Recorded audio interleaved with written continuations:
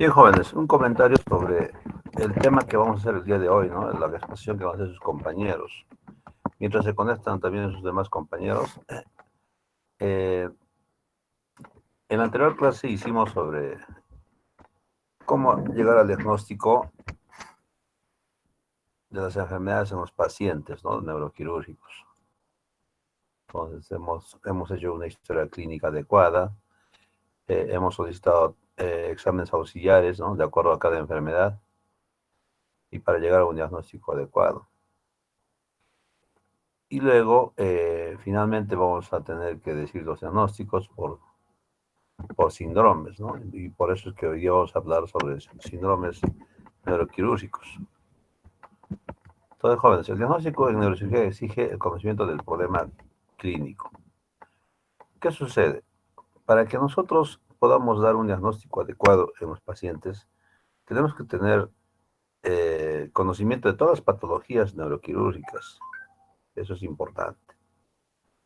Se escucha, jóvenes, ¿no? Sí, doctor. Ya, muy Sí, bien. doctor.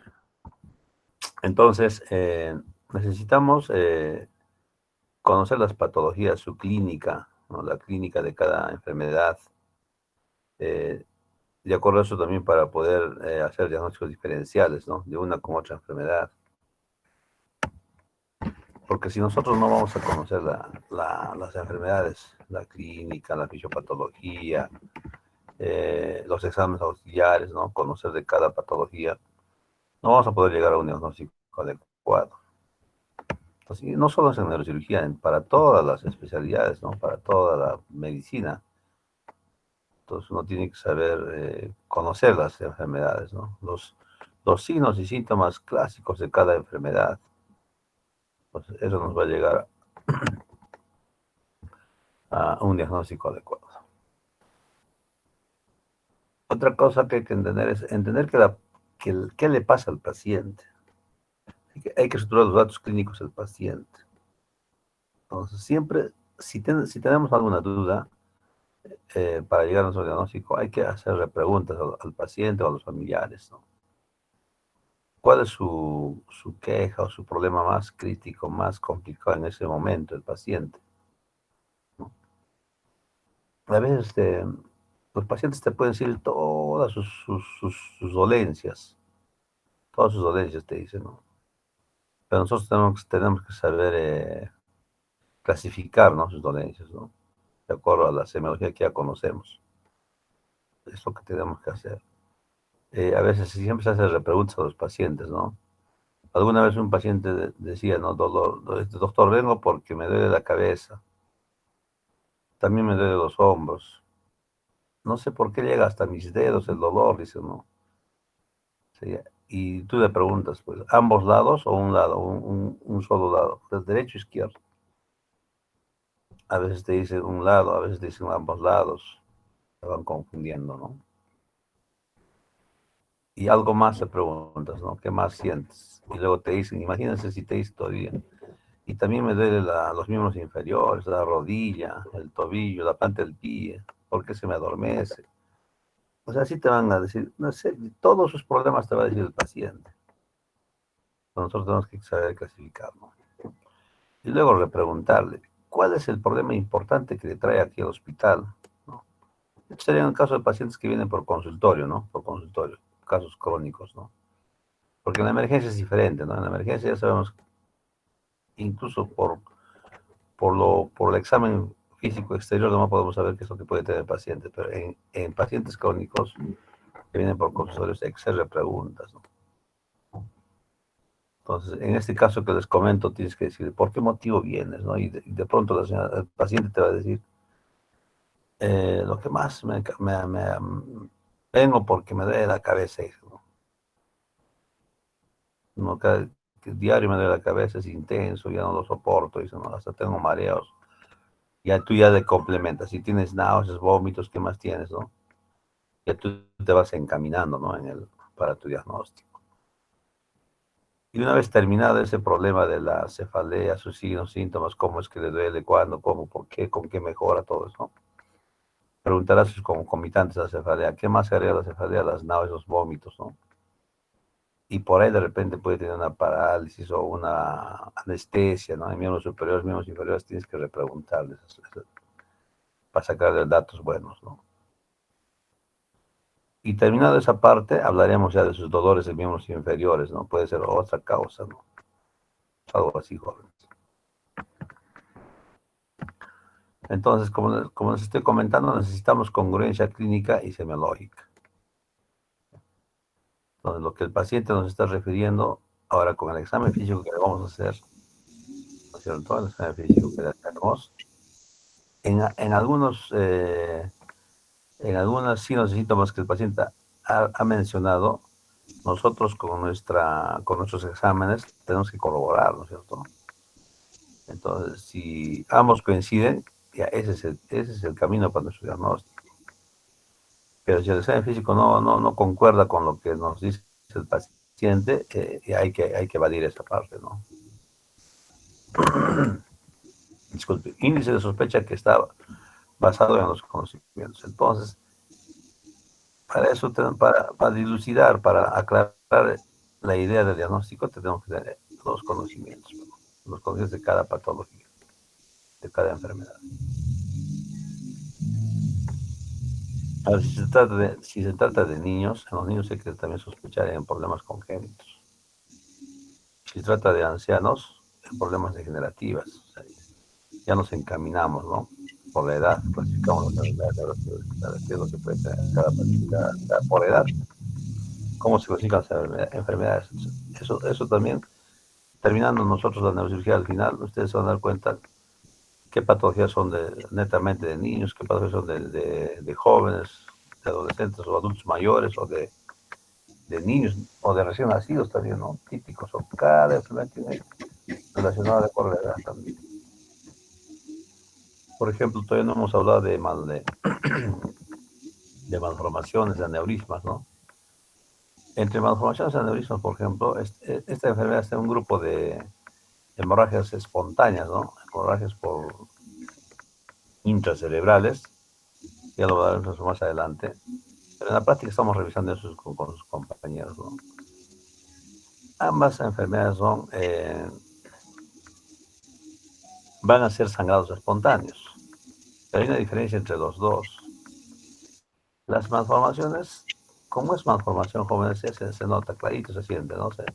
Que es de nacimiento ya, ¿no? A medida que el niño va creciendo, el cerebro va desarrollando, los vasos, las venas también se van desarrollando, y la malformación arteriovenosa en el cerebro también va creciendo, ¿no? Y llegará un momento en donde va a sangrar porque ya se está desarrollando demasiado y se rompen esas venas o arterias, ¿no? Y sangra el paciente en el cerebro. Y eso, ¿en quiénes sucede? Mayormente en niños o adolescentes. La malformación arteriovenosa mayormente sangra, o si hay una hemorragia intracerebral espontánea en adolescentes, debemos sospechar que una malformación, para complementar la idea, ¿no? Pero si es un aneurisma, el aneurisma mayormente es en adultos, ¿no? Adultos jóvenes. Incluso hasta por sexo se puede clasificar las enfermedades, ¿no es cierto? Cada enfermedad es frecuente en en varón o en mujer, ¿no? Mayormente se ve también aneurismas en mujeres, ¿no? O en hipertensos. Entonces, todos esos datos es importante. Por eso es que es necesario conocer la teoría de cada patología. Entonces, los aneurismas más frecuentes son en adultos jóvenes, ¿no? 35, 40, 45 años. Entonces, si un paciente de esa edad viene con hemorragia intracerebral espontáneo, no ha tenido no ha tenido golpe, entonces no vamos a sospechar en malformación, tenemos que sospechar en un posible aneurisma, ¿no? Y nos encaminaremos a hacer la historia clínica eh, con toda la clínica de aneurisma, pues, ¿no? Entonces, como ya conocemos la teoría, empezamos a apuntar todos los datos que queremos saber para un aneurisma. Y si es un niño un niño o adolescente, si sospechamos que es malformación, también aplicaremos toda la clínica de la malformación, ¿no? Lo que conocemos, ¿no? la semiología, los exámenes que tenemos que hacer en los pacientes. Entonces, por eso es necesario tener conocimiento de las patologías. Cuando llega un paciente a la consulta, debemos comprender sus problemas, ¿no? Es lo que conversamos la semana pasada. Por eso es importante preguntar cuál es el motivo o la causa más importante por lo que viene el paciente a la consulta. Y luego que saquemos los datos, tenemos que nosotros ya estar analizando qué vamos a hacer con este paciente. Lo vamos a hospitalizar, lo vamos a mandar a su casita nomás a descansar, o le damos tratamiento médico, vamos a solicitar algunos exámenes, ¿no? Entonces ya tenemos que, mientras tú estás haciendo tus exámenes, examen físico, como ya tienes ya la clínica, entonces tenemos que estar pensando qué vamos a hacer, ¿no es cierto? Entonces, una vez que ya tenemos algo claro sobre el paciente, tenemos que plantearnos nuestro diagnóstico, y luego pensar en el tratamiento, de esa forma ayudar a los pacientes. Lo importante es, jóvenes, siempre llegar al diagnóstico. Luego ya podemos plantear nuestro plan, qué vamos a hacer con el paciente, cuál va a ser el tratamiento, qué vamos a solicitar. Todo eso es necesario en el paciente. Este cuadrito es conocido, jóvenes. Entonces, vamos a llegar a los diagnósticos, ¿no? De acuerdo a la clínica, ¿no?, que presenta el paciente,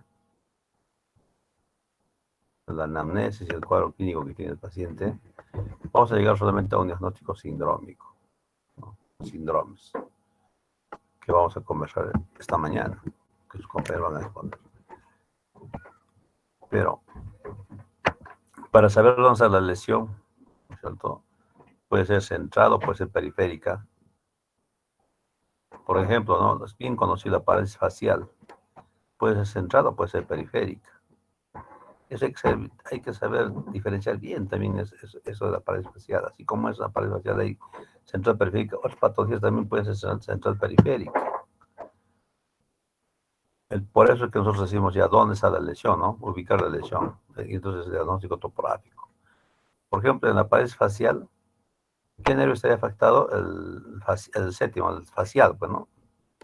¿Qué sucede, jóvenes? Pues, si es periférico, la raíz mismo, o sea, la raíz que ya salió del cráneo, ¿no es cierto?, ya está ya en la cara, ya, en los músculos, ahí puede estar el daño, ¿no? Pero puede estar también el daño en el núcleo del nervio facial, ¿no? Si es en el núcleo, veríamos el tronco encefálico. Entonces, si es en el tronco encefálico, ya estaríamos sospechando tal vez de un tumor, de un quiste, algo que esté dañando, ¿no?, o una malformación al tronco encefálico. En el núcleo donde sale el nervio facial, ese sería central, pues, ¿no? Pero mayormente las paredes faciales que hemos visto nosotros en neurocirugía o cuando vienen a neurocirugía son periféricos, ¿no? Siempre pero es mejor a veces solicitar tomografía para estar más aclarados, ¿no? Hoy en día, jóvenes, tampoco no podemos dejar de pedir exámenes, pues. Sabemos muy bien la clínica, ¿no? Por clínica te parece que no es central, solo es periférico, no sería necesaria la tomografía. Pero a veces por problemas legales, a veces el paciente, por A o B, se te va, ¿no? Y los pacientes pueden quejar, me han hecho este examen, no me solicitan nada de exámenes, ¿no? Y por haber otro colega o en otro sitio, en otro establecimiento, en un particular, le hacen una tomografía y le encuentran una lesión central, y estamos en problemas, ¿no? A veces esos detalles nomás allá hacen que debemos solicitar sí o sí una tomografía en esos casos, por ejemplo, ¿no? Es como un ejemplo. Hablaríamos de todas las patologías, es parecido todas, ¿no? Entonces, para ubicar el topográfico, ¿no?, si es central o periférico, sería el diagnóstico topográfico. Ahora, el diagnóstico nosológico es otro diagnóstico también, la cual hay que poner en la historia clínica, ¿no? De qué lesión se trata. Entonces, como ven, jóvenes, todo estos diagnósticos se tienen que hacer ya con apoyos auxiliares, ¿no? con exámenes auxiliares ya salen estos diagnósticos. Pero el sinómico que vamos a hacer hoy día es más que todo clínica y anamnesis, ¿no? Y finalmente, el diagnóstico etiológico, ¿cuál es la causa de la lesión? O sea, cuál es lo que está provocando esa enfermedad al paciente?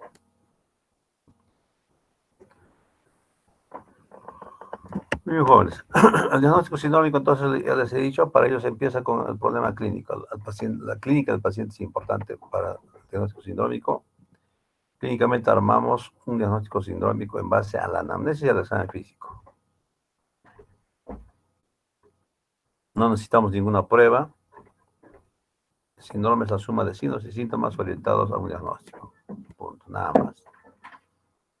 El topológico puede deberse a muchas causas, ¿no? Entonces, aquí podemos plantear diagnósticos diferenciales incluso. Puede ser, no sabemos todavía claramente cuál es la causa final, ¿no? ¿Cuál será la causa? Nos preguntamos, ¿no? Tenemos dudas todavía hasta ahí, ¿no? También necesitamos saber dónde está la lesión, en qué zona, en qué parte, en qué región. O es cerebral, o es medular, o es de tronco, o es de cerebelo. Y luego es central o es periférico. Las preguntas que tenemos que hacer, ¿no? Entonces, para llegar a un topológico, ya tenemos que pedir, como les dije en el cuadro, pruebas auxiliares. Mayormente en neurocirugía o en neurología siempre es mayormente el apoyo importante de la radiografía, la tomografía, la resonancia, la angiografía también cuando ya pensamos en problemas vasculares, ¿no? O la panangiografía cerebral. Entonces aquí sí necesitamos imágenes ya, jóvenes, ¿no? Para llegar a un diagnóstico topológico. Y en el nosológico tenemos que preguntarnos qué cosa es, ¿no? De qué se trata, qué es lo que está pasando con este paciente, cuál es el nombre de esta enfermedad, ¿no? ¿Será un tumor, será un sangrado, hemorragia, o un absceso, un granuloma? TB, ¿no? TB. Igual necesitamos imágenes, ¿no? Y para el etiológico, ¿por qué tiene esta enfermedad el paciente, no? ¿Por qué está con esta sintomatología? ¿Cuál será esa causa que está provocando? ¿Cuál es el etiológico? Entonces, para eso también hay que preguntarnos qué lesión es, cuál es la causa, pues necesitamos siempre pruebas auxiliares. Entonces, jóvenes, empezaremos con la charla de sus compañeros sobre los síndromes, ¿ya? A ver, ¿ya están la mayoría de sus compañeros o no?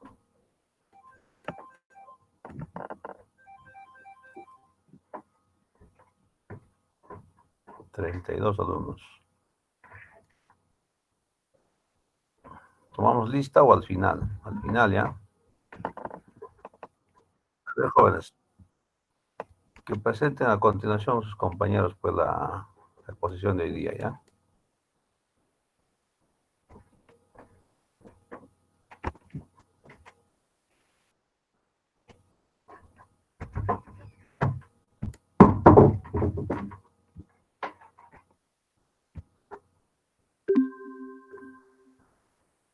Y-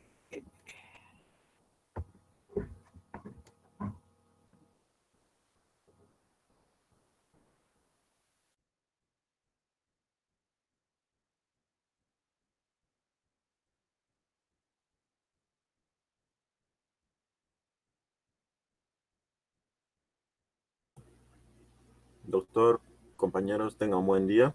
Vamos a exponer ahora, mi grupo y yo, sobre los síndromes neuroquirúrgicos, ¿no? Siguiente. Bueno, sobre los síndromes cerebrales, vamos a ver que, como ya lo dijo el doctor, va a ser un conjunto, ¿no? De signos y síntomas neurológicos, debido a las lesiones del sistema nervioso central que pueden localizarse en zonas de diversa naturaleza, ya sea estructural o funcional. Ah, Para ello tenemos que ver o tenemos que recordar la anatomía, ¿no? Del cerebro o del tronco encefálico y de médula espinal, ¿no? Tenemos que recordar que el cerebro va a tener distintos lóbulos, como el frontal, parietal, temporal y el occipital, ¿no? Dentro de esto también tenemos que recordar la zona límbica, el hipotálamo, tálamo, pedúnculos, el puente de Barolio, la médula oblonga y la médula espinal, ¿no?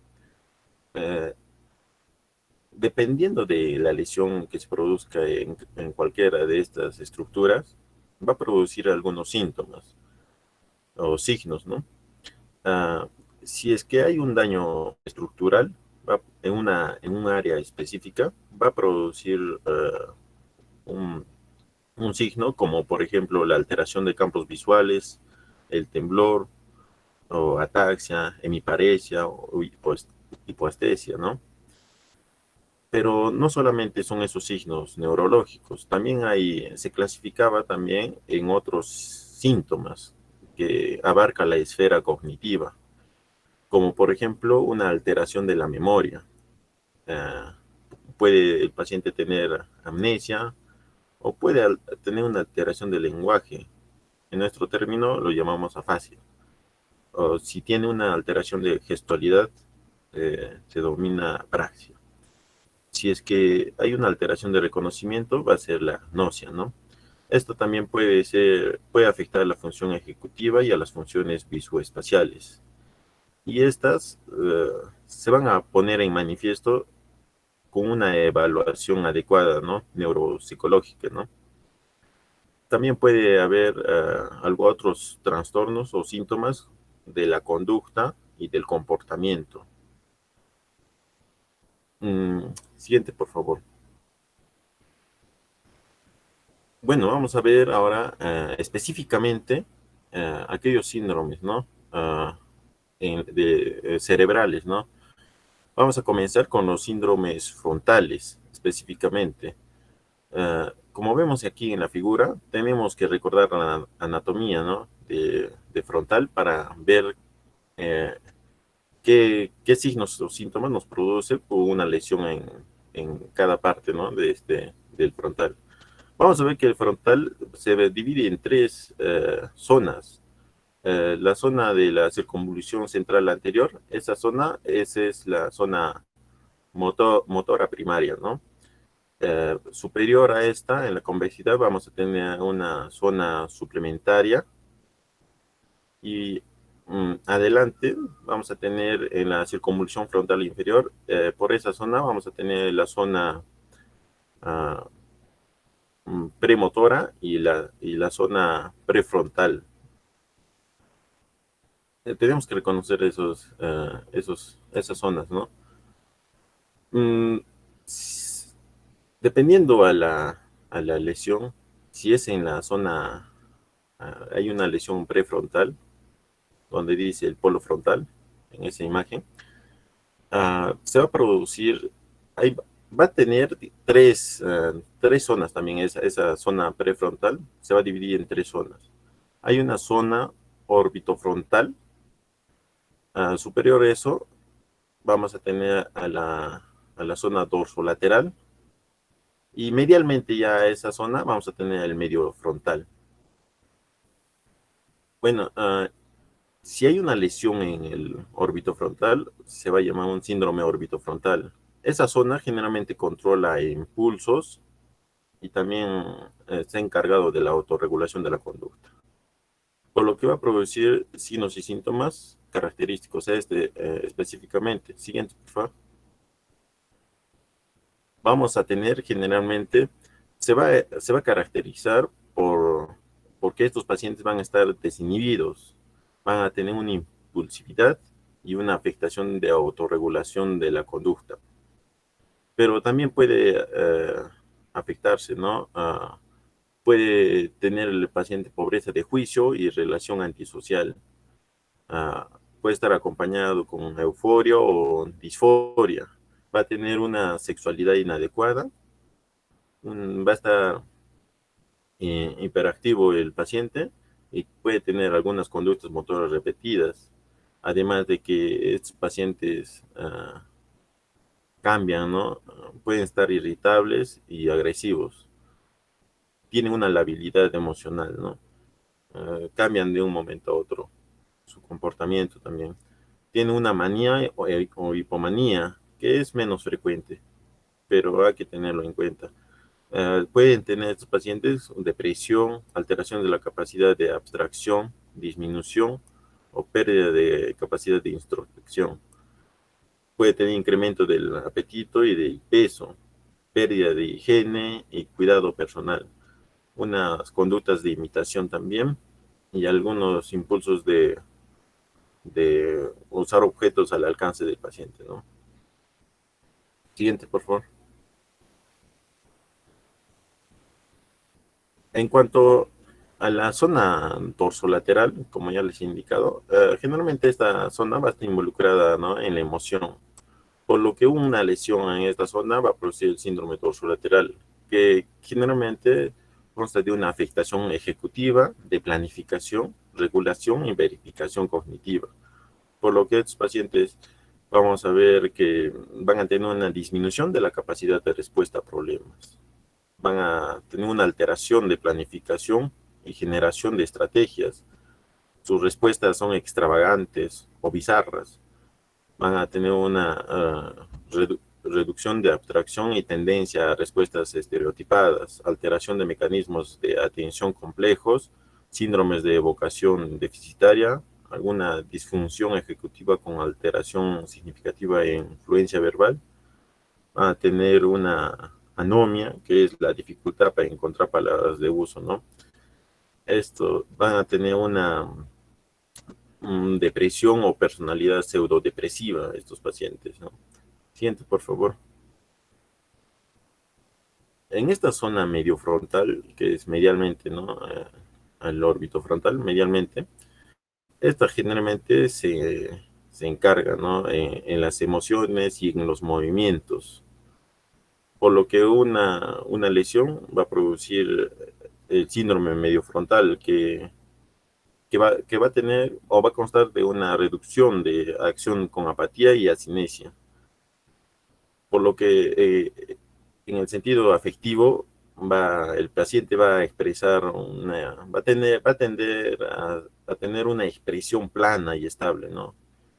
En lo emocional, estos pacientes van a tener una ausencia de interés, no les importa, ¿no? Una excitación ante acontecimientos, ya sean positivos o negativos. En lo cognitivo van a tener una disminución de implicaciones de tareas, falta de interés de nuevos aprendizajes, mm, la falta de preocupación personal también, ¿no? En lo motoria también van a tener una reducción de productividad, van a tener un mantenimiento de tareas y de imitación. Pueden tener una falla motora transcortical. Si es que hay una lesión del cuerpo calloso, estos pacientes van a tener una apraxia callosa y de extremidades izquierdas, generalmente. Siguiente, por favor.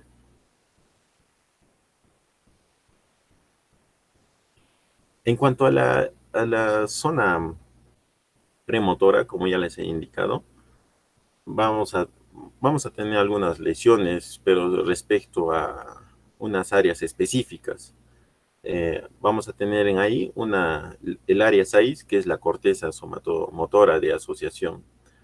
Dentro de, si hay una lesión en esta zona, vamos a tener manifestaciones deficitarias o manifestaciones paroxísticas. Las manifestaciones deficitarias generalmente vamos a tener la paresia de músculos proximales, hipertonía muscular espástica, una apraxia motora cinética. Generalmente, si es que la lesión es en el lado izquierdo, puede haber una alteración de la realización de actividades secuenciales o puede estar alterado el reflejo de prehensión. El paciente puede tener apraxia orofonatoria, generalmente si es que la lesión es inferior, ¿no? En cuanto a las manifestaciones paroxísticas, va a tener el paciente crisis motoras parciales contralaterales. Si es que hay una lesión en el área 8, la corteza oculomotora, vamos a tener algunas manifestaciones deficitarias como el déficit de movimiento conjugados de los ojos. Va a haber una desviación hacia la lesión del ojo, ¿no? Ah, va a tener déficit de rastreo visual contralateral, eh, impersistencia motora ocular. Generalmente esto ocurre en lesiones crónicas. También puede haber manifestaciones paroxísticas como la desviación paroxística de los ojos, pero ya también en dirección opuesta a la lesión. Mm, si es que la lesión se encuentra en el área de Broca o en la corteza premotora inferior de la asociación verbal izquierda, vamos a tener ah, como manifestación afasia de Broca, ¿no? Eh, puede tener afemia, un mutismo con evolución a hipofonía y disartia. Va a tener, estos pacientes generalmente vienen con una dificultad para hablar y tienen un ritmo lento, además de que hablan despacito. Y como tiene afasia de Broca, estos pacientes entienden, ¿no? Lo que las demás personas hablan, ¿no? Pero las demás personas ya también no le entienden a estos pacientes lo que el paciente trata de hablar. Eso se caracteriza. Puede tener también disprosodia, también en lesiones hemisféricas, puede aparecer por lesiones hemisféricas derechas también, ¿no? Bueno, si la lesión es en área motora suplementaria, como ya les he indicado, va a haber algunas manifestaciones deficitarias. El paciente puede venir con un déficit de iniciación de habla, una fascia motora transcortical, una apraxia motora cinética, alteraciones de imitación motora, puede estar alterado el reflejo de prehensión. En cuanto a las manifestaciones paroxísticas, rara vez pueden tener bloqueo del habla o palilalia, ¿no? Estos pacientes pueden hacer repeticiones involuntarias de las mismas sílabas o palabras, ¿no? En cuanto a las lesiones motoras o motoras primarias, en la zona motora primaria, si es que hay una lesión en esa zona, va a presentar algunas manifestaciones deficitarias como la paresia contralateral, pérdida de los movimientos finos, cincinesias. Las cincinesias es un movimiento muscular involuntario que acompaña, ¿no?, a otro movimiento voluntario. Eso hay que tener en cuenta. Las lesiones de la convexidad, ah, generalmente, si hay una lesión por el territorio de la arteria cerebral media, lo que va a provocar es una hemiparesia faciobraquial, como nos guiamos aquí en la figurita. En la convexidad generalmente está en el muñequito, vemos, ¿no? Afectando a la cara y al brazo, ¿no? A la mano.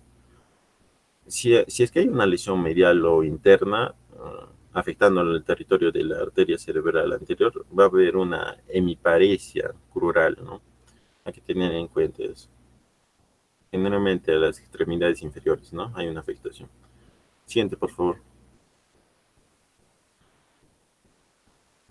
En cuanto a los síndromes temporales, vamos a ver que hay que recordar que el lóbulo temporal tiene dos funciones básicas. Una que es auditiva y, una segunda función es de estructuración del lenguaje.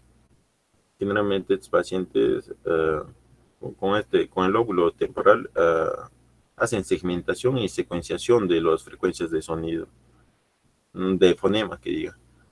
Por lo que, una, un, por lo que vamos a ver que estas áreas del temporal se van a dividir en 5 áreas corticales. Hay que recordar que esas 5 áreas corticales van a ser la corteza auditiva primaria, la corteza auditiva de asociación, la corteza temporal lateral de asociación supramodal, la corteza temporal inferior de asociación visual y la corteza temporal media, también llamado límbica y paralímbica, ¿no? Siguiente, por favor. Según el daño que se produce en cuanto a las lesiones auditivas, generalmente se producen lesiones, ¿no? Como ya les indicó, en la corteza auditiva primaria y en la corteza auditiva de asociación. Generalmente en estas van a tener algunas manifestaciones, ¿no? Ya sean en una lesión unilateral de la corteza auditiva primaria, vamos a tener algunas manifestaciones como la sordera cortical unilateral o más que todo la sordera cortical unilateral. Puede producir también ilusiones y alucinaciones visuales, ¿no? En cambio, en una lesión bilateral puede producir también una sordera cortical. En cuanto a la corteza auditiva de asociación, si si una lesión se manifiesta en el hemisferio izquierdo, el paciente puede venir con una fascia de Wernicke. Um, si asocia con una lesión profunda, el paciente puede tener un cuadrantonopsia homónima superior derecha. Puede tener una fascia de conducción también, amnesia material verbal. Si la lesión es del hemisferio derecho ya también, eh, el paciente puede tener una disprosodia sensorial, una amnesia material visual. No se puede recordar, ¿no? Si es que es una lesión bilateral, el paciente puede tener una agnosia auditiva, además de una sordera pura verbal.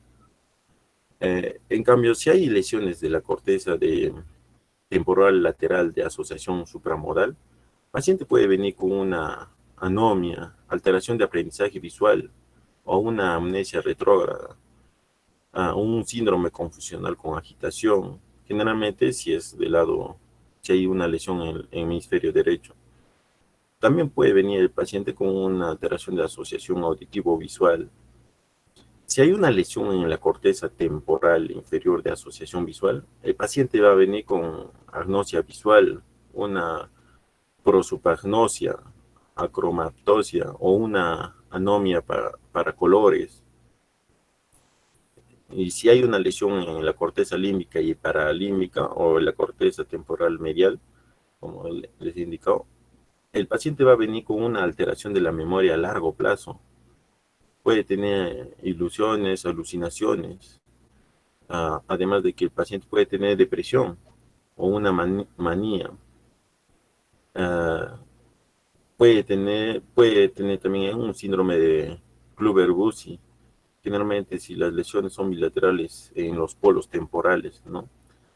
Ah, puede tener una hiper o hiposexualidad del paciente, una conducta estereotipada, eh, también psicosis, incremento de conductas agresivas, alteraciones del impulso y del afecto, una disgeusia o una sinestesia, ¿no?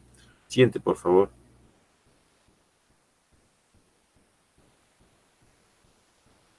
En cambio, en cuanto a los síndromes parietales, hay que recordar que se pueden diferenciar en este, en esta imagen dos áreas funcionales del lóbulo parietal.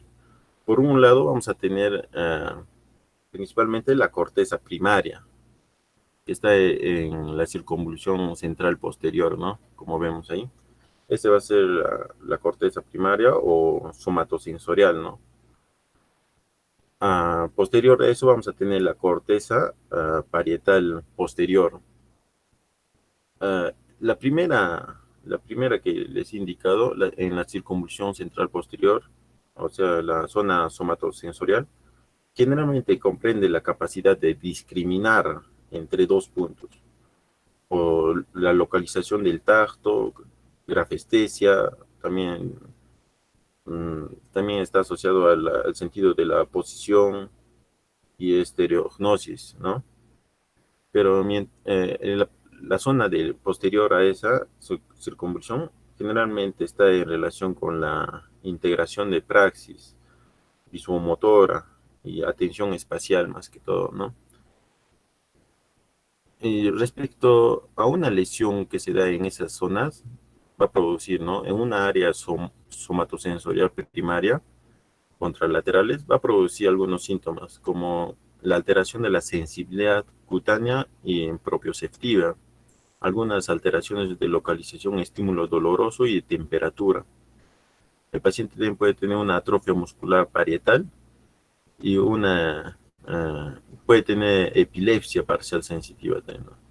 Si es que hay una lesión en el área somatosensorial secundaria, el paciente puede venir con una alteración de discriminación táctil fina, una agnosia táctil. El paciente puede venir con una ataxia parietal, ¿no? O con síndromes pseudotalámicos. También inatención táctil, o el paciente puede tener hemiparesia atáxica. Si es que hay una lesión en el hemisferio izquierdo, um, y de igual manera va a tener el paciente una fascia anómica o anomia, o, o sea, va a tener dificultad de encontrar palabras de uso también, ¿no? Alexia con agrafía, o puede tener el paciente síndrome de Hertman, Hertman, apraxia constructiva o una desorientación topográfica espacial, auto, autopoagnosia, apraxia del vestido, o el paciente puede tener una hemiasomatognosia consciente. Si es que hay una lesión en el hemisferio derecho, el paciente puede tener una negligencia espacio unilateral y extinción izquierda, además de que puede tener una anosognosia de hemiplegia. A este se le llama, ¿no? El síndrome de Anton Babinski, ¿no? El paciente también puede tener algunos trastornos visoespaciales, una asagrafía espacial o alexia o impersistencia motora, también de síndromes confusionales. Siguiente, por favor.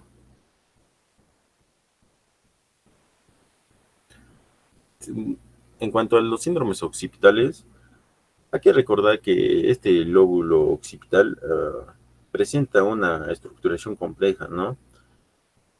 Puede diferenciarse en una corteza visual primaria con una distribución retinotópica de las aferencias que provienen del campo visual contralateral y también una corteza de asociación visual con capacidad para integración de formas, el color y la percepción del movimiento, ¿no?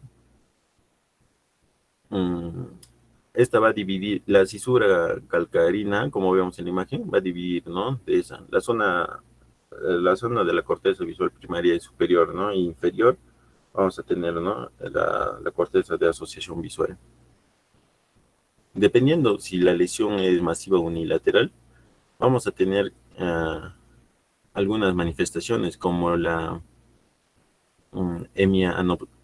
hemianopsia homónima contralateral con preservación macular, ¿no?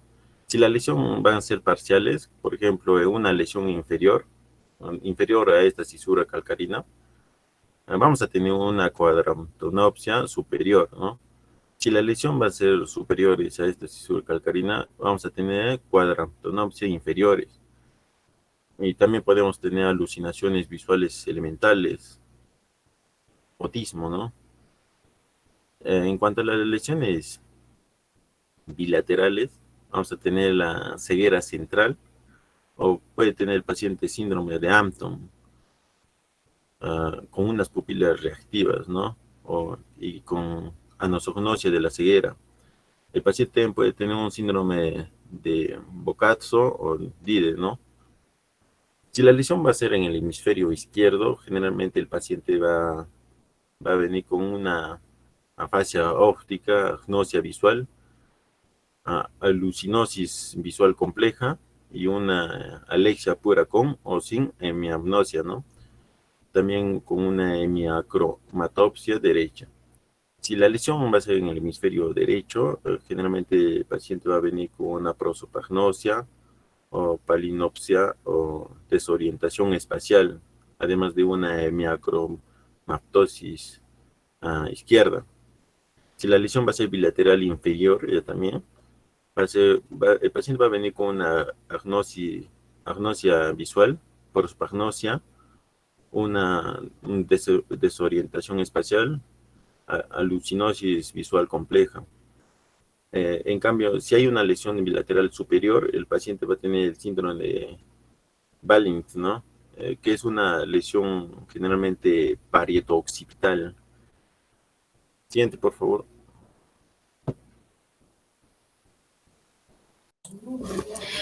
Doctor, compañeros, muy buenos días. Continuando con la exposición, vamos a seguir hablando sobre lo que son los síndromes, ¿no? En esta ocasión vamos a hablar de lo que son los síndromes del tronco encefálico.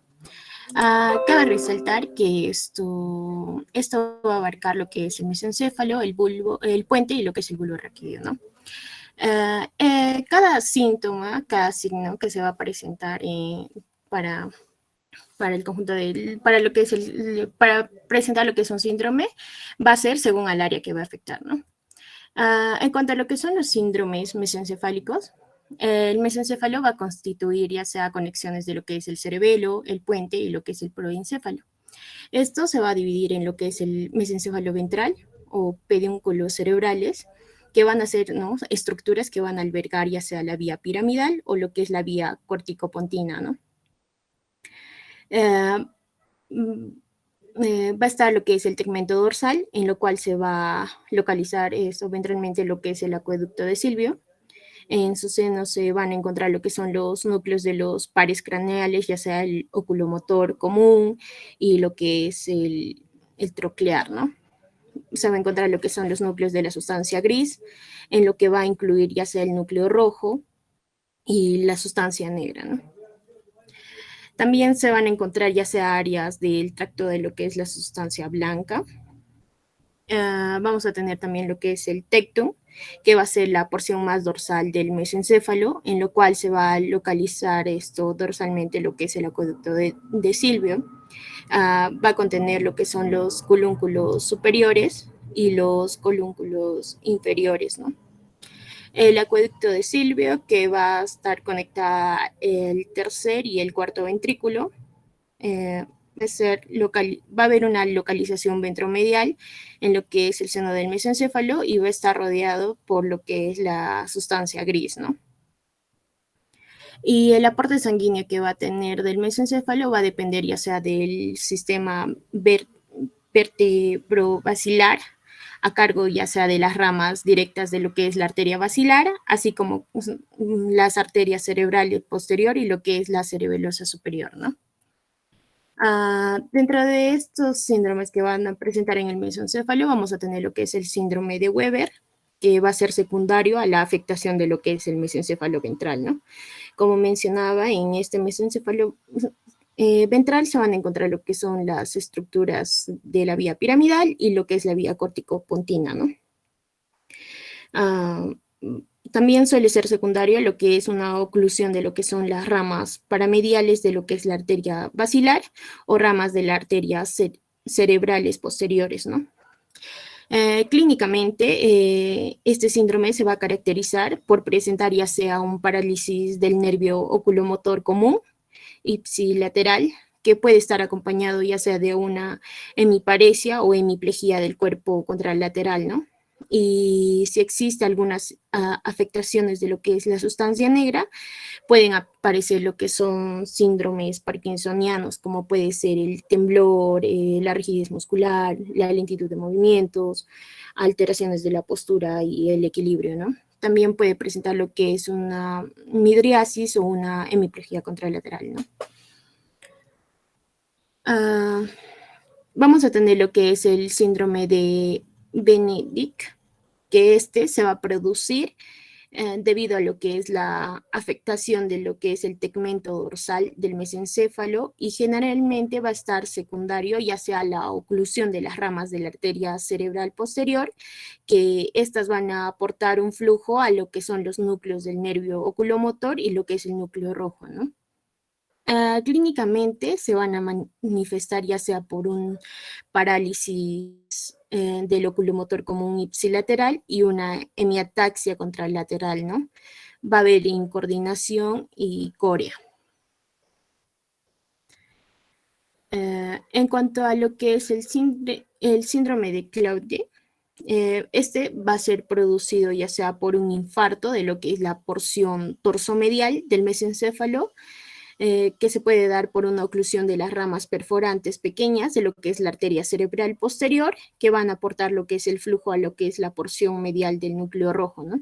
O las fibras rubrodentadas o el núcleo del tercer par craneal y a los pedúnculos cerebeloso superior.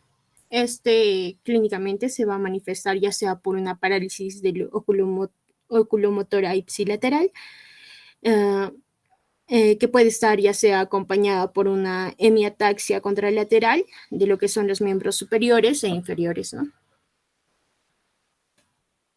Otro síndrome, vamos a tener lo que es el síndrome de Parienaud, que este puede estar causado ya sea por una compresión del techo del mesencéfalo a lo que es la altura de los colúnculos superiores, que puede estar producida ya sea por presencia de una lesión en el espacio adyacente a la comisura posterior o en la región pineal, ¿no? Clínicamente, este va a cursar ya sea por un parálisis de mirada hacia arriba, una disociación de respuesta pupilar y un nistagmo de convergencia, ¿no?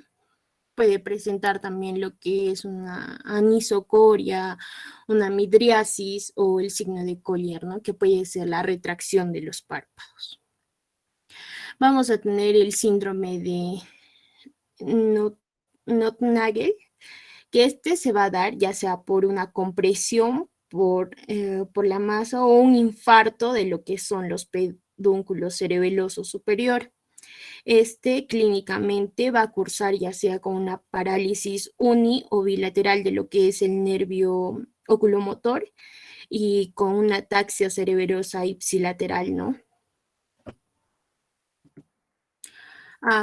Bien, vamos a tener también lo que es parte del... vamos a tener el puente, que este va a conectar lo que es el cerebro con el cerebelo y este se va a dividir en lo que es el puente ventral, que este va a contener las fibras longitudinales fundamentales de lo que son los fascículos córtico-espinal, córtico-vulvar y lo que es el córtico-pontino, ¿no?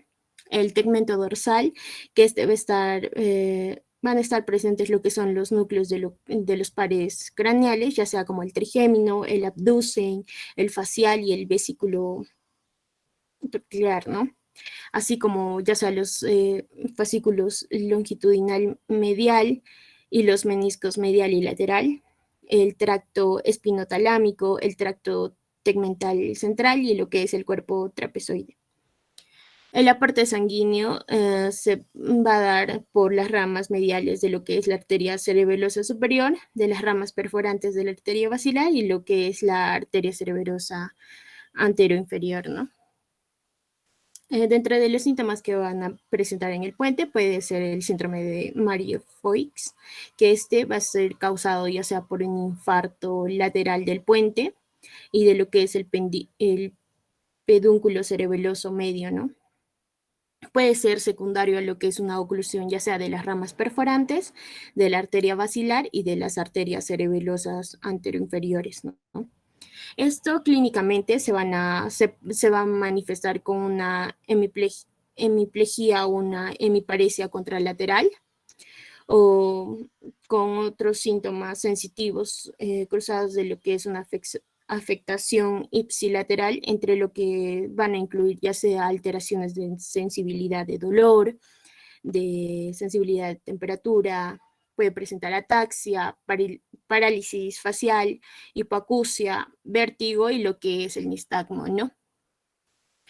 Otro síntoma vamos a tener el síndrome de Foville, que va a estar ya sea causado por lo que es un infarto de la porción inferomedial del puente, que va a haber una afección de lo que es el tracto córtico-espinal, va a haber lesión en lo que es el meniscos mediales y en los fascículos longitudinal medial, en lo que es la formación reticular y en lo que son los núcleos abducen y del facial, ¿no?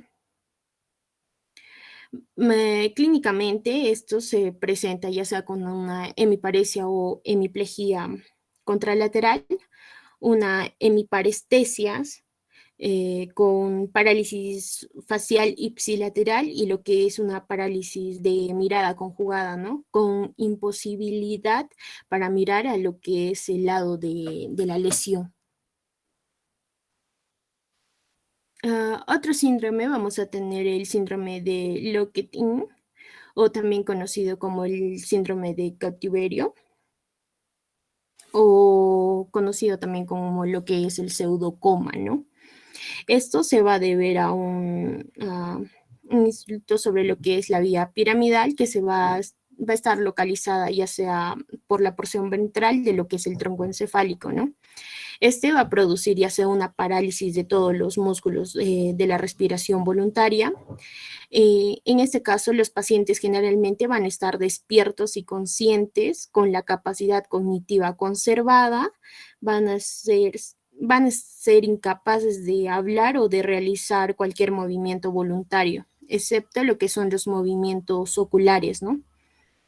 Debido a que la mayor parte de las veces el nervio oculomotor no se van a llegar a afectar, ¿no? Se presenta con una tetraplegia, alteraciones de movimientos oculares horizontales, una alteración de lo que es la vía corticoespinal, ¿no? Otro síndrome, vamos a tener el síndrome de Miller-Gubler, o el síndrome de Raymond, ¿no? Que se produce ya sea por una lesión unilateral de lo que es la porción más ventromedial del puente, que puede afectar a lo que son los núcleos del abducen y los fascículos corticoespinales. Clínicamente, esto se va a caracterizar por una debilidad de lateralización de lo que es la mirada hacia lo que es el lado de la lesión, ¿no?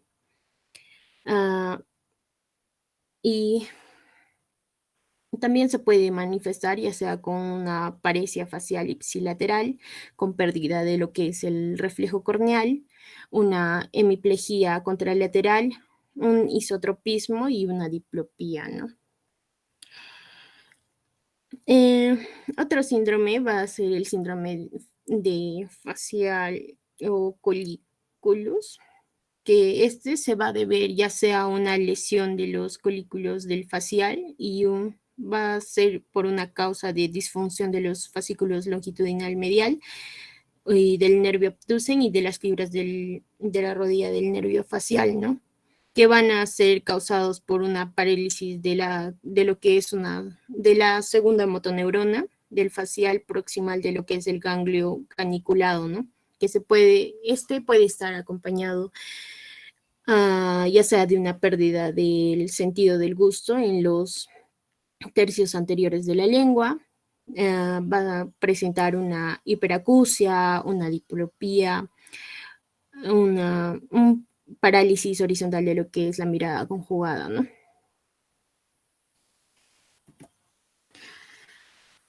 También vamos a tener, ¿no?, parte del tronco encefálico, el bulbo, síndrome del bulbares, que este va a conectar ya sea con la médula espinal y con lo que es el resto del encéfalo, ¿no?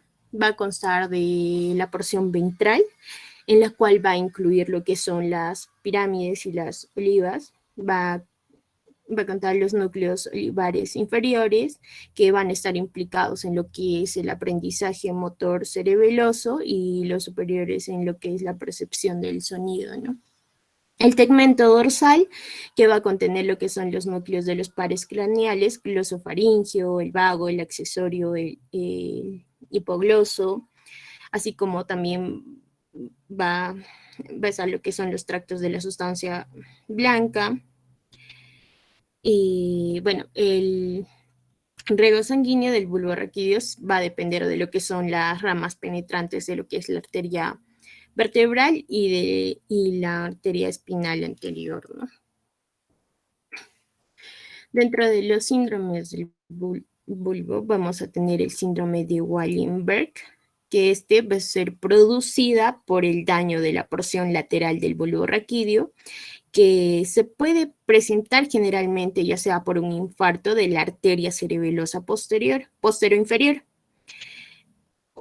En cuanto al pedúnculo cerebeloso inferior o los núcleos vestibulares o el núcleo espinal del nervio trigémino y el núcleo ambiguos, estos suelen estar generalmente afectados, ¿no? Clínicamente se van a manifestar ya sea con vértigo, caída hacia el lado de la lesión, puede presentar lo que es una diplopía, un nistagmo, un síndrome de Horner ipsilateral, puede haber una termoanalgesia ipsilateral, una disfonía, disfagia, una disartria y lo que es la pérdida del reflejo nauseoso, ¿no?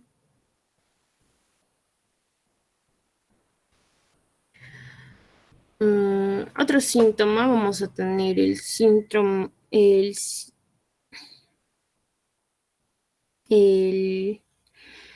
síndrome de Dejerine, que este se va a deber a, o también síndrome del bulbar medial, que esto se va a deber a lo que es el infarto de la porción medial de lo que es el bulbo, ¿no? Con afectación ya sea de los núcleos del nervio hipogloso, y clínicamente esto va a discurrir con una debilidad y una disminución del sentido del gusto ipsilateral, ¿no?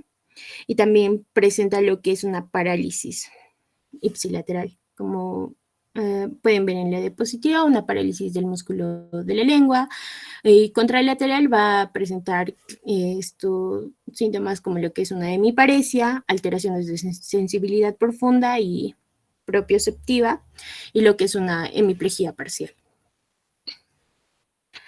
Vamos a tener otro síndrome, el síndrome de Babinski o Neogente, que este se va a producir por lo que es un infarto lateromedial de lo que es el bulbo, ya sea por una oclusión de la porción intracraneal de la arteria vertebral, ¿no?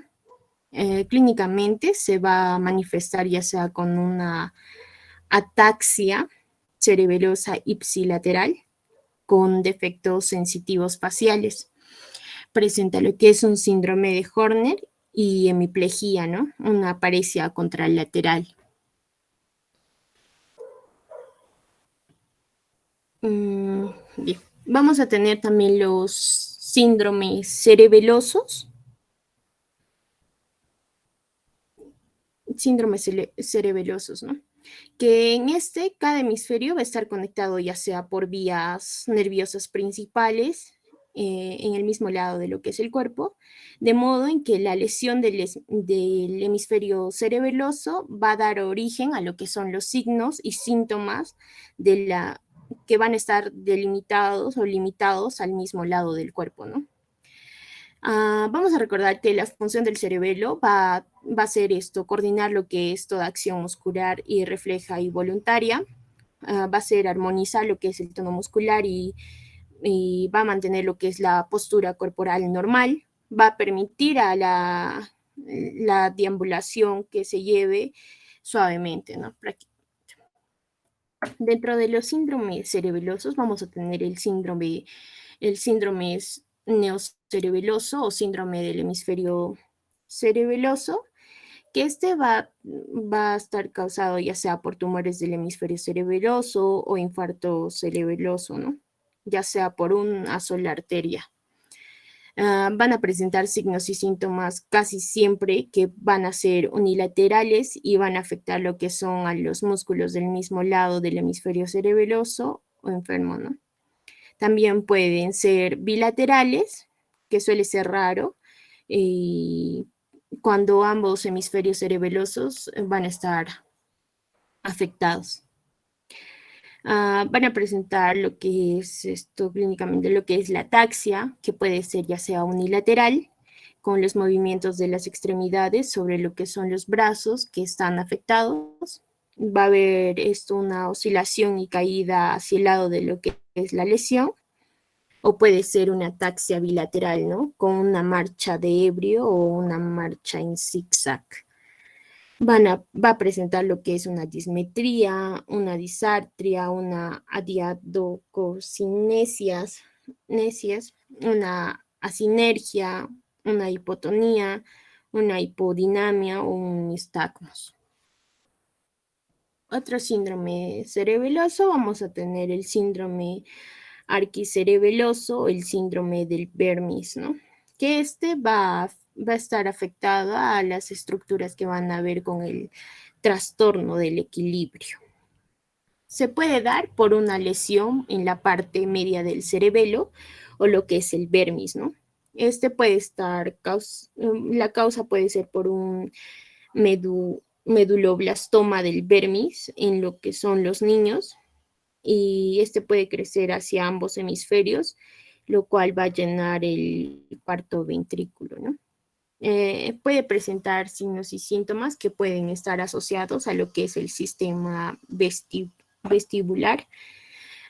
Puede presentar como lo que es una ataxia troncal, que va a ser incapaz de sostenerse sentado o de pie, o va a estar va a haber una inestabilidad, ¿no? Puede ser o puede haber una incoordinación muscular que va a involucrar lo que es la cabeza y el tronco. Va a haber una tendencia a la caída hacia adelante o hacia atrás, una dificultad para mantener la cabeza quieta y en posición erecta, ¿no? Va a haber dificultad para mantener erecto el tronco, y va a estar acostado el paciente, en la cual puede realizar ya sea todas las maniobras que se le pide, pero no va a poder realizarlo cuando esté parado o sentado, ¿no? También presenta lo que es un nistagmo vertical, que estas son muy, muy exageradas si el paciente no es capaz de seguir objetos dentro de lo que es el campo visual. Siguiendo con la exposición, bueno, vamos a hablar de síndromes medulares. Siguiente. Bueno, empezando con un recuento anatómico, es importante, bueno, primero hablar sobre la médula, ¿no? Este va a tener primero una longitud de 45 a 46 centímetros y se va a extender desde la C1 hasta la L1, ¿no? Va a limitar tanto hacia arriba por el bulbo raquídeo y hacia abajo con el filo terminal, que es un cordón fibroso que se va a adherir al canal medular a nivel de la vértebra L4 y le va a dar sostén a la médula, ¿no? Como la médula va a terminar en L1, en la vértebra S2 se va a formar un espacio. Este espacio va a ser ocupado tanto por el líquido cefalorraquídeo y también por raíces lumbares, sacras y coccygeas, que van a denominarse, ¿no?, la cola de caballo. Esta médula va a estar cubierta por 3 capas, como ya sabemos: la dura madre, la aracnoides y la pía madre, que esta última se va a adosar a la médula, ¿no? Y va a emitir 22 procesos triangulares, que van a ser los ligamentos dentados, ¿no? Va a presentar también 2 engrosamientos, como son la cervical y la lumbar. La cervical comprende a los segmentos entre C4 y T2, y se va a corresponder, ¿no?, con la inervación de los miembros superiores, que en conjunto va a ser el plexo braquial, ¿no? Y el lumbar, que va a comprender a los segmentos tanto L3 y S3, y se va a corresponder a la inervación de los miembros inferiores, ¿no?, que en conjunto va a ser el plexo lumbosacro. También es importante hablar sobre la correlación entre las vértebras y segmentos, ¿no? Va a ser diferente el nivel de la vértebra y el nivel del segmento, ¿no? Por ejemplo, para las vértebras cervicales se puede restar -1 para determinar, ¿no?, en qué nivel de segmento está, ¿no? Para las vértebras dorsales hasta la D6 se puede restar -2. Desde la T6 hasta la T9 se puede restar -3. En la T10 se va a encontrar con los segmentos L1 y L2.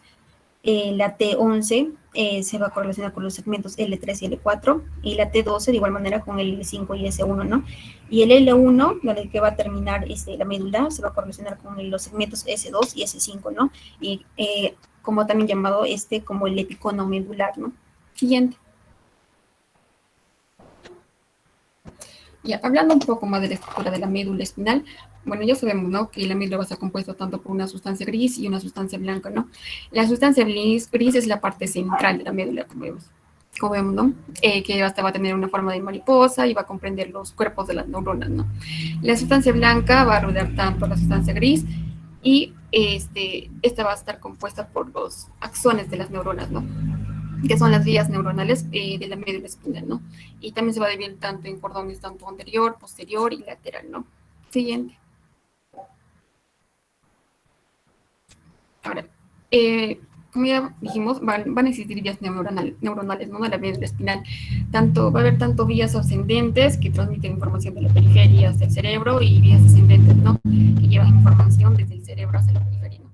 Entre los fascículos descendentes tenemos, ¿no?, el fascículo córtico espinal lateral, el fascículo rubroespinal, el retículo espinal vulvar, el vestíbulo espinal, el retículo espinal protuberancial y el fascículo tacto espinal, ¿no? Tacto espinal, también el fascículo córtico espinal anterior, ¿no? Y entre los fascículos ascendentes tenemos el fascículo grácil y el cuneiforme que conforman, ¿no?, la columna dorsal, el espino cerebeloso posterior y anterior, ¿no? También el espino talámico lateral y también el espino talámico anterior, ¿no? Siguiente.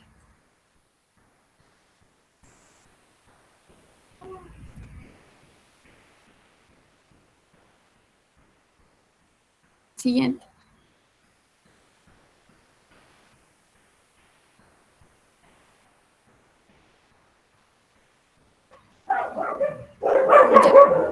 Hablando un poco más sobre las funciones de estos fascículos, eh, tenemos que el fascículo de Gol y el de Burdach o gracilis o de cuneiforme que conforman la columna dorsal y se encuentran en el cordón posterior. Estas van a tener la función de la sensibilidad propioceptiva, ¿no?, o vibratoria y de presión. El córtico espinal o cruzado piramidal se va a encargar de los movimientos distales de las extremidades. El espino cerebeloso, tanto anterior y posterior, se van a encargar de la sensibilidad profunda, propiocepción y del tono muscular, ¿no? El espino talámico lateral se va a encargar de la sensibilidad superficial, como también de la sensación del dolor y de la temperatura, ¿no? El rubro espinal se va a encargar de los movimientos distales de las extremidades, este va a auxiliar al piramidal cruzado. El retículo espinal lateral se va a encargar de los movimientos axiales y proximales de las extremidades. El córtico espinal directo, este va a tener un papel secundario en los movimientos distales de las extremidades. El espino talámico anterior va a tener un papel secundario en la sensibilidad a la presión y al tacto, y el tacto espinal, el vestíbulo espinal y el retículo espinal anterior van a encargarse de los movimientos axiales proximales y de las extremidades. Siguiente. Claro, va a haber diferentes causas que van a ocasionar los síndromes medulares, ¿no? Entre estas tenemos, bueno, hay muchas causas, pero entre estas cuatro tenemos las anomalías congénitas, como un disrafismo medular, una diastematomielia, también lesiones vasculares, como malformaciones arteriovenosas, una físula dural arteriovenosa, un angioma cavernoso, también infartos medulares o hemorragias. También se puede deber a traumatismos o a tumores que sean extramedulares, extradurales, como en las metástasis y linfomas vertebrales, intramedulares, como un astrocitoma o un ependimoma, extramedulares, intradurales, como los meningiomas o metástasis neurinoma, también el siringomielia, que es un quiste que se forma en la médula, ¿no? Y también por causas degenerativas, como la hernia de disco, una estenosis del canal medular, tanto cervical y lumbar, y también puede ser por causas inflamatorias, ¿no?, que pueden ser infecciosas por virus, bacterias o hongos, o parásitos, y también infecciosas como la esclerosis múltiple, ¿no? Siguiente. Bueno, hablando sobre el primer síndrome, que es el síndrome segmentario, este se denomina síndrome segmentario debido a las patologías que afectan todas las funciones de la médula espinal, ¿no? La pérdida de la función puede ser completa o puede ser incompleta, ¿no? En un síndrome de transección total de la médula, este puede resultar por el cese de la función, ¿no?, de todas las vías ascendentes y descendentes que hay de la médula, ¿no? Como va a haber un cese de la función, este va a ocasionar, ¿no?, la pérdida de todos los tipos de sensibilidad y pérdida también de los movimientos por debajo del nivel de la lesión que se produzca, ¿no? En una transección aguda, este puede causar un shock espinal, con parálisis flácida, también retención urinaria, disminución de los reflejos tendinosos, esto suele ser temporal, no todos estos síntomas, y cuando pasan los días y semanas puede presentar un aumento del tono, espasticidad y hiperreflexión, ¿no? Entre las causas principales vamos a encontrar primero debido a un trauma, ¿no? También puede ser debido a una hemorragia, un absceso epidural o una mielitis transversa y también metástasis epidural. Siguiente.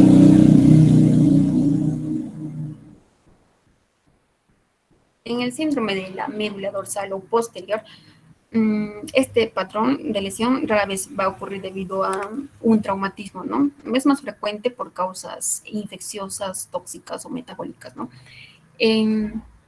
En este síndrome, como vemos en la imagen, se va a afectar tanto las columnas dorsales, que componen los fascículos gráciles y los cuneiformes, y también los tractos córtico-espinales laterales, ¿no? Y también los tractos autonómicos centrales que van al centro de la vejiga, ¿no? De la médula sacra. Entonces, entre los síntomas, para esta afectación de estos fascículos, vamos a tener primero por la afectación de la columna dorsal, que son los fascículos de Gracie y cuneiforme, va a presentar el paciente una pérdida de la propiocepción y de la sensación vibratoria, ¿no? También puede presentar una ataxia de marcha y parestesias, ¿no? Y debido a la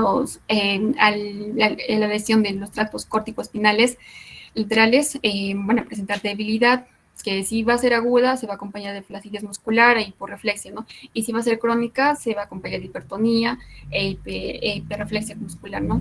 Y también puede presentarse respuestas plantares extensoras y también la incontinencia urinaria por la afectación de estos tractos autonómicos que están descendiendo, ¿no? El control de la vejiga.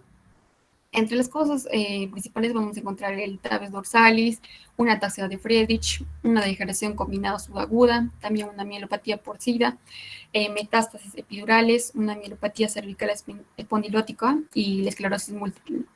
Siguiente.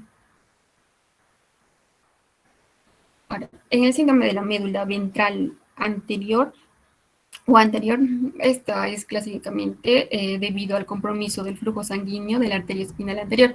Como vemos en la imagen, esta se está afectando casi los 2/3 anteriores de toda la médula espinal, ¿no? En estas se incluye que se está afectando los fascículos del córtico espinal lateral, como vemos en la imagen, y también el fascículo del tracto espinotalámico lateral, ¿no?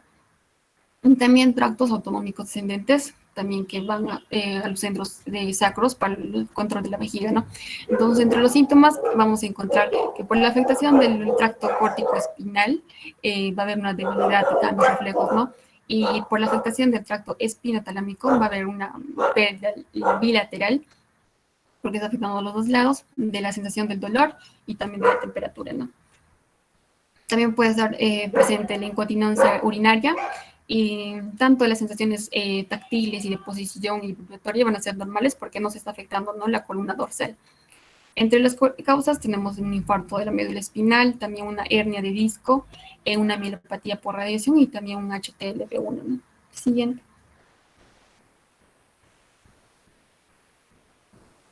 En el síndrome del cordón central, esta lesión puede ser causada por una hiperextensión también del cuello, ¿no?, que conduce a una compresión de la médula espinal cervical y causando así un daño en el centro de la médula, ¿no?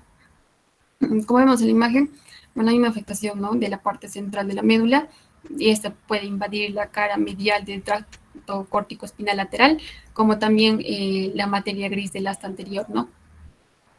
Entre los síntomas que va a presentar el paciente, tenemos una debilidad también mayor, que va a ser en los brazos, más que en las piernas, y la pérdida del reflejo tendinoso a nivel de la lesión de la médula, ¿no? Eso debido a que las fibras que median estos reflejos tendinosos se van a interrumpir a medida que van a estar pasando del asta dorsal al ventral, ¿no?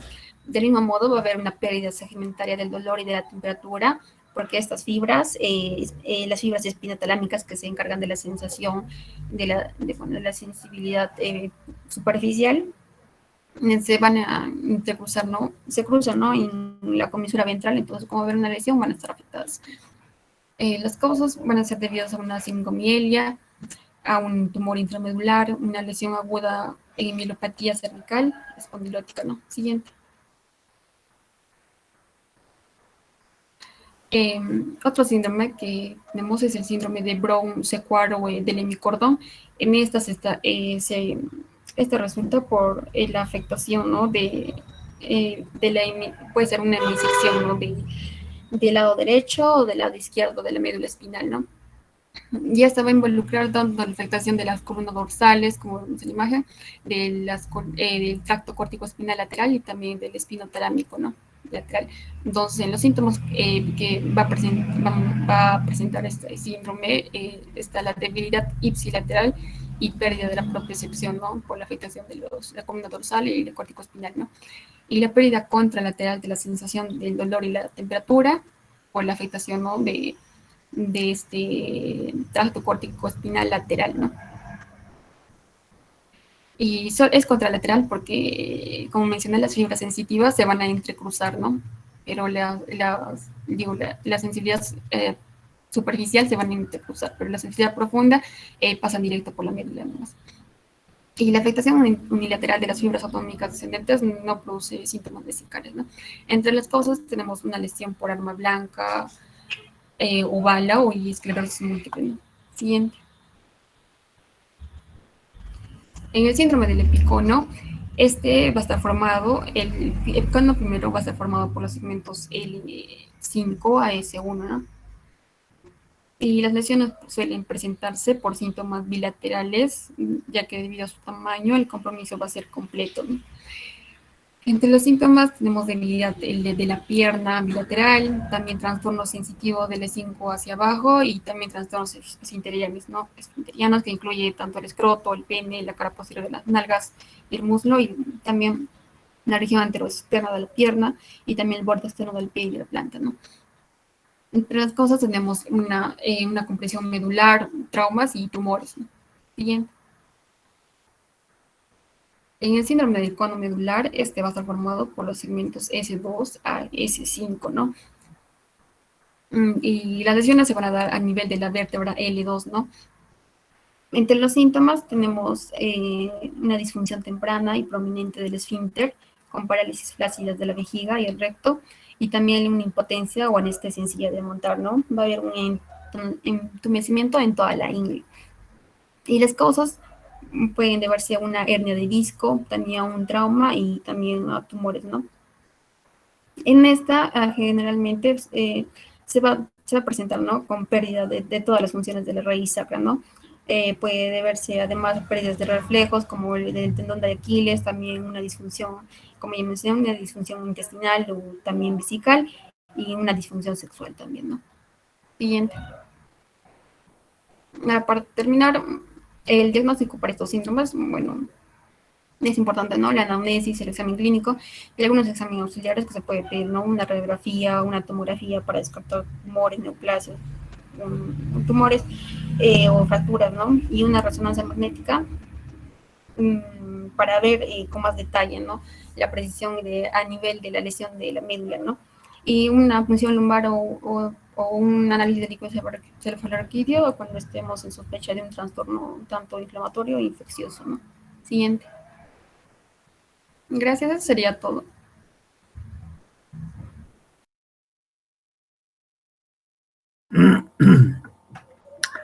Muy bien, muy bien, jóvenes.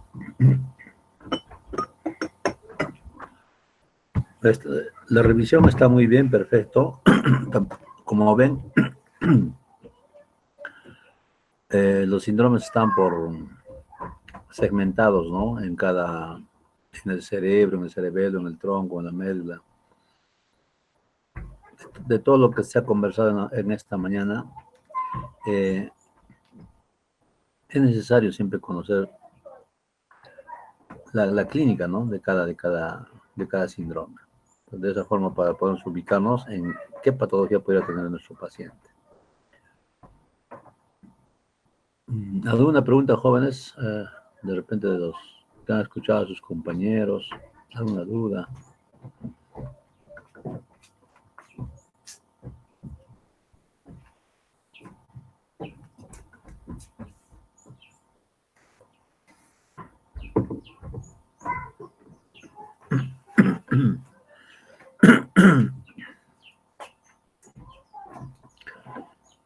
A ver, ¿cuántos alumnos están? 37 dice aquí, ¿no?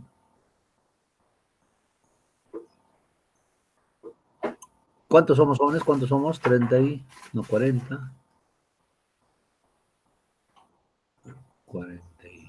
faltan 5.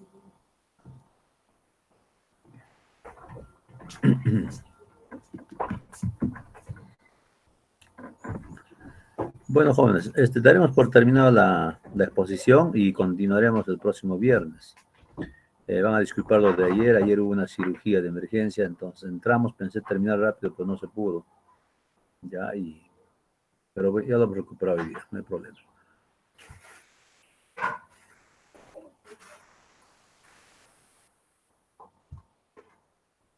Entonces, joven, nos damos por terminado. Ya no tomaré la lista. Ayer yo ya les puse a toditos presentes, pero acá me faltan no sé cuántos.